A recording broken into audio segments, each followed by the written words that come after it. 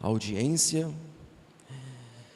E para vocês entenderem então o motivo deste domingo ser chamado Domingo Letare, é o quarto domingo da Quaresma, porque no introito da missa o padre mencionou o profeta Isaías, capítulo 66. Rejubila Jerusalém, e vós todos que a amais, reuni-vos para partilhar do seu júbilo. Regozijai-vos com ela com alegria. A redundância é de propósito. Vós que tendes vivido na tristeza, porque sereis saciados de consolações abundantes. Uma expressão muito bonita que revela certamente o espírito da igreja. A igreja, como mãe, ela se alegra pela obra redentora de Cristo. O espírito da igreja nos comove e nós devemos sentir com ela, também devemos nos alegrar, participar desta alegria que a igreja tem e nos comunica também. A igreja, na verdade, ela quer se alegrar por ver nos seus filhos, nós, e eu me incluo também, os frutos da redenção. De tal modo que a igreja, como mãe, se alegra por seus filhos aproveitarem com mais eficácia os benefícios da redenção de nosso Senhor Jesus Cristo.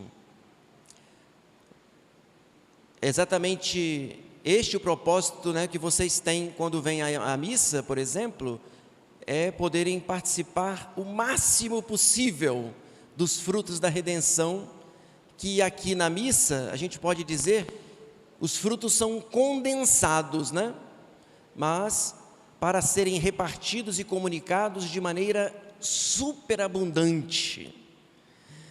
E a gente não pode ter uma visão mesquinha, do valor do sacrifício da missa, até porque aqui a igreja inteira, se faz presente por este único ato em que o padre reza publicamente, representando Jesus Cristo e fazendo às vezes da igreja, porque o padre quando reza, é a igreja que reza, e o povo quando reza com o padre, é a igreja que está rezando, e isso de maneira universal, porque vocês imaginem quantas e quantas missas são celebradas no mundo inteiro, não é?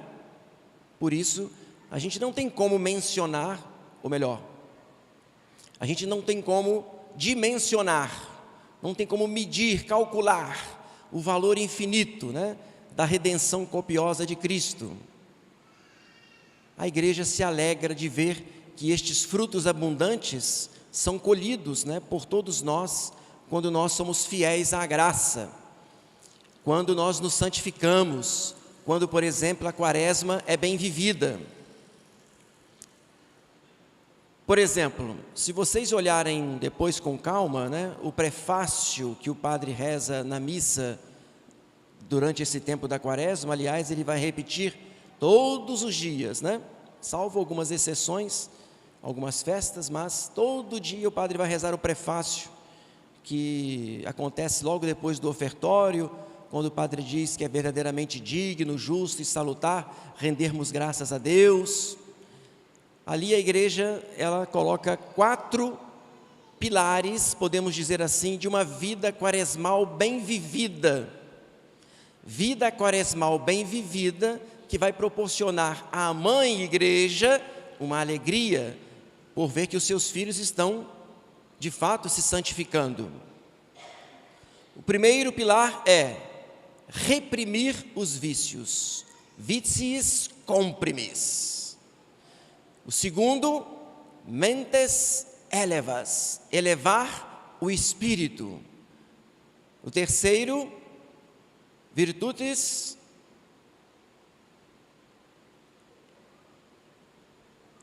lardiris, em latim, a virtude que é praticada de maneira firme, decidida, a virtude que alarga, né, o nosso coração e que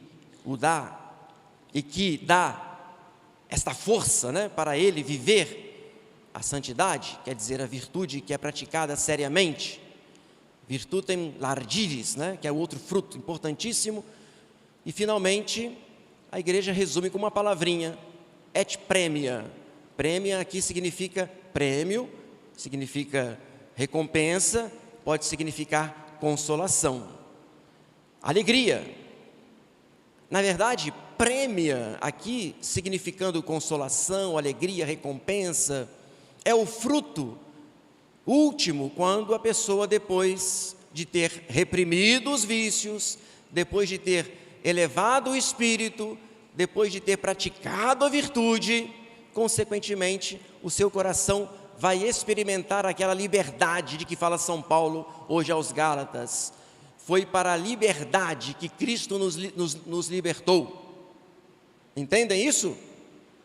Só é possível esta liberdade se antes você reprimiu os vícios, se antes você elevou o espírito pela oração, se antes você viveu a prática da virtude diária, que é uma coisa árdua, difícil, a castidade, a paciência, não é? A caridade, a bondade, a generosidade e assim por diante, o desapego. Vai me dizer que isso é uma coisa simples de se fazer. Exige-se muita boa vontade, exige-se uma cooperação constante à graça de Deus. Mas a graça de Deus não vai faltar justamente quando antes a alma se elevou, quando antes a alma extinguiu, baniu os vícios.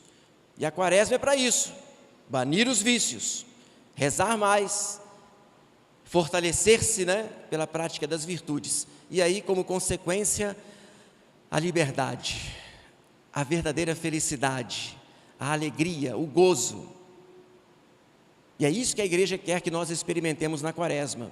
Por isso que tempo quaresmal, meus amados irmãos, não é tempo de tristeza, não.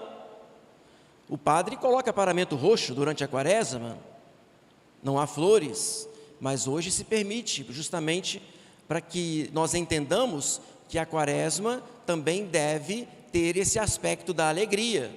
Os paramentos são róseos, permite-se flores no altar. E ao domingo, letare, como nós dizemos, porque a igreja tem muitos motivos para se alegrar.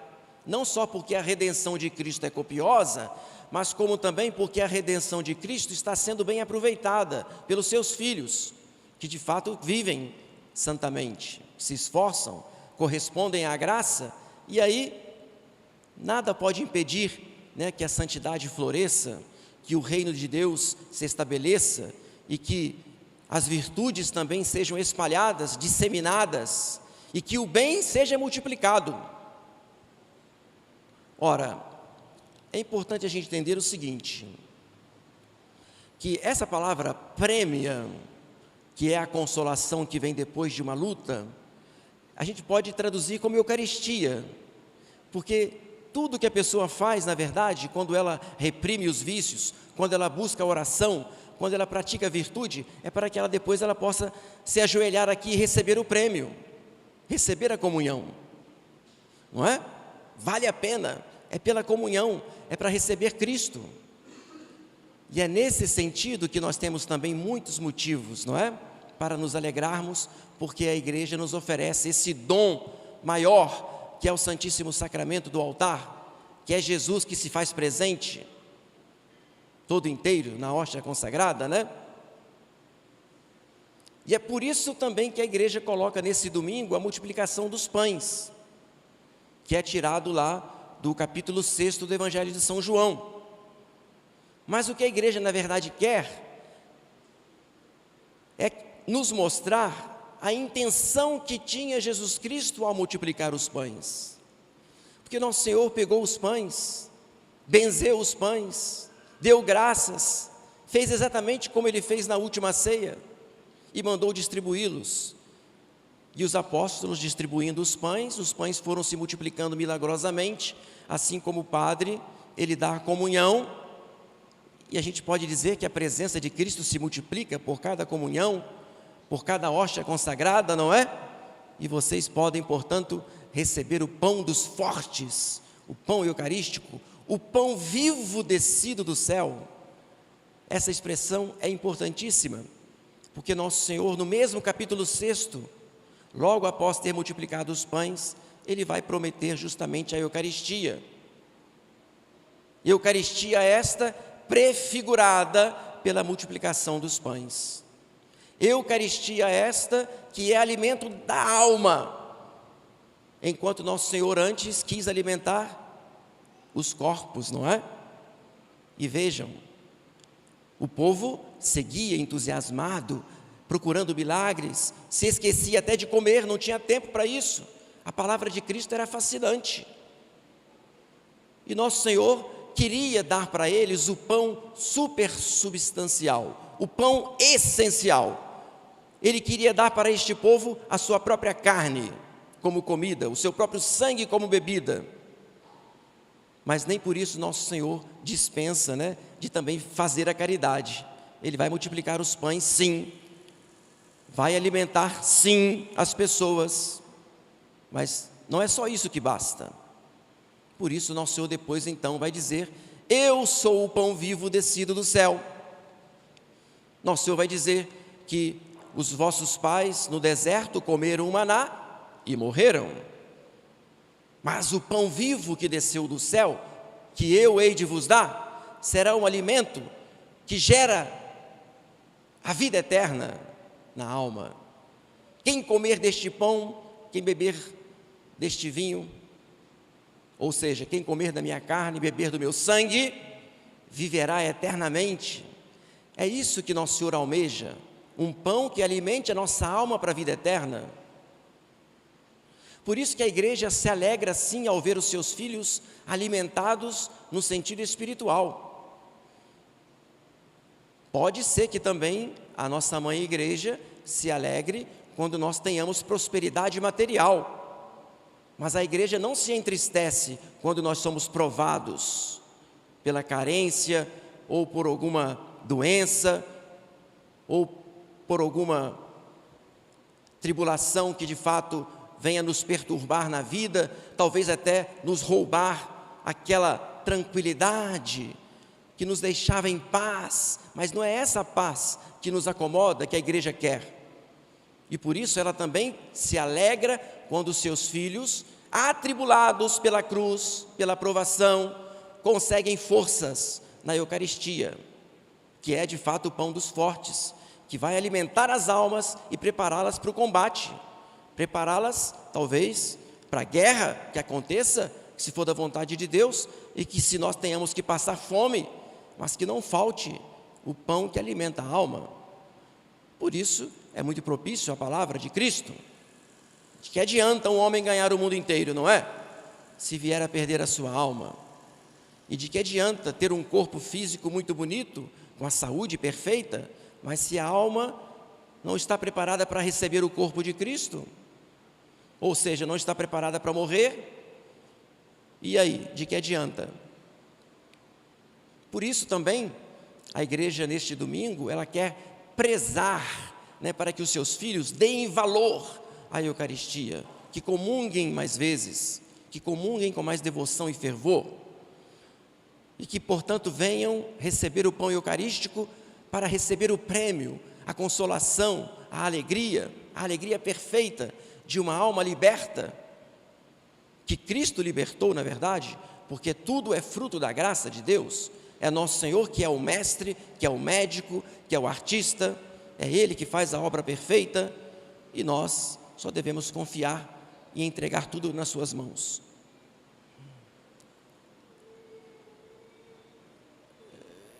Vocês então vão multiplicar a presença de Cristo? Depois que todo mundo comunga, tem essa missão de onde forem, levar Jesus Cristo. É essa a missão que a igreja quer também de nós. Só para terminar então, eu não sei se eu já contei aqui, aquele exemplo que fala São Francisco de Sales, no livro da Filoteia, e ele conta que os biólogos, cientistas, descobriram que se alguém pegar uma semente de amêndoa e deixar ali uma marca e plantar aquela semente, depois a árvore crescendo, a amendoeira dando os frutos, todas as castanhas brotarão e terão essa mesma marca que anteriormente foi colocada. É um exemplo perfeito. São Francisco de Sales fala que a alma, então, ela leva a marca de Cristo, uma vez que ela foi batizada, tem um caráter indelével de cristão, foi crismada e comunga-se recebendo o próprio Cristo, e é Cristo que nos transforma nele, para que nós levemos ao mundo a sua marca, não é? Os seus sentimentos, as suas palavras, as suas atitudes. Quaresma é isso. Nós passamos todo o tempo marcando a alma com a face de Cristo, não é? E levando a face de Cristo aos outros irmãos. Que nós consigamos essa graça por intercessão de nossa boa Mãe do céu. Louvado seja nosso Senhor Jesus Cristo.